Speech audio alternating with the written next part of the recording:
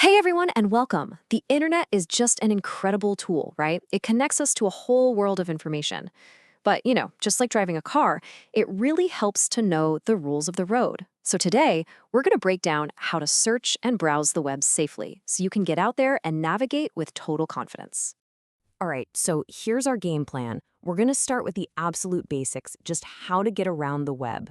Then we'll level up your search skills, learn how to spot those tricky digital scams, build up your own personal online safety shield, and finally, we'll put it all into practice by paying a bill online securely. First things first, your guide to the web. Let's talk about the single most important tool you'll use for your entire online journey. And that tool? It's called a web browser.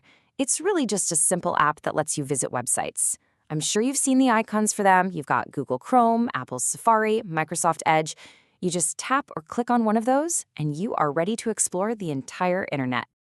Getting around is actually pretty simple. Right at the very top of your browser, there's the address bar. That's where you can type in a specific website or even just search for something. As you're looking at a page, you'll see links. They're usually underlined words or buttons. You just click on those to jump to a new page. And don't forget those trusty back and forward arrows up in the top corner. They let you retrace your steps, kind of like flipping back and forth through pages in a book. Okay, so you know how to get around. Now let's talk about searching like a pro. Because finding what you actually need online, it's all about asking the right question.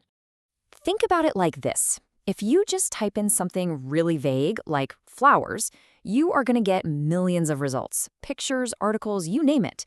But if you get more specific, say flower shops near me, bam, your search engine knows exactly what you want and gives you a list of local businesses. The more specific you are, the better your results will be. It's that simple. Now here's a small but super important tip. When you search for something, look closely at the first few results. A lot of the time you'll see a little label that says ad. That just means a company paid to be at the top of the page.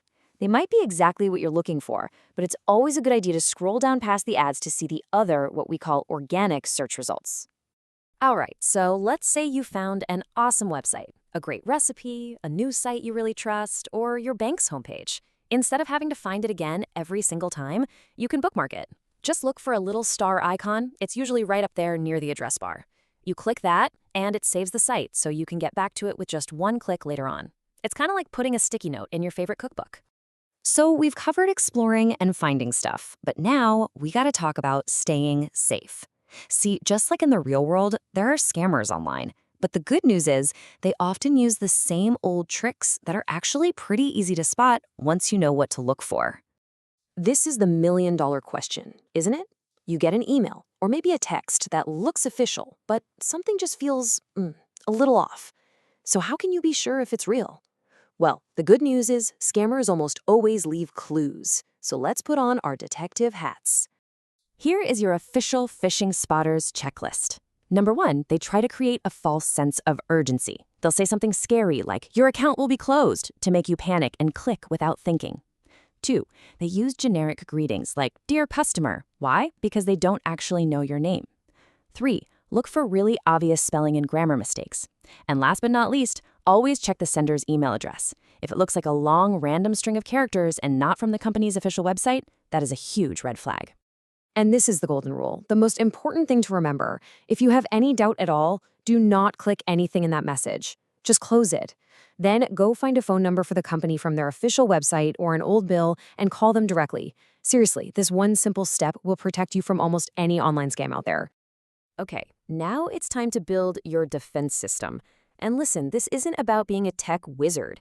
These are just some really simple, powerful habits you can start using on your computer or your smartphone to keep your personal info safe and sound. So think of this as your 4-point safety check. First up, and this is a big one, before you ever type in a password or a credit card number, look for a little padlock icon and the letters HTTPS in the address bar. That means your connection is secure. Second, always accept those updates for your browser and your devices. They have really important security fixes. Third, just be cautious. Avoid clicking on strange links or random pop-up ads. And fourth, the absolute cornerstone of online security. Use strong, unique passwords for every single site.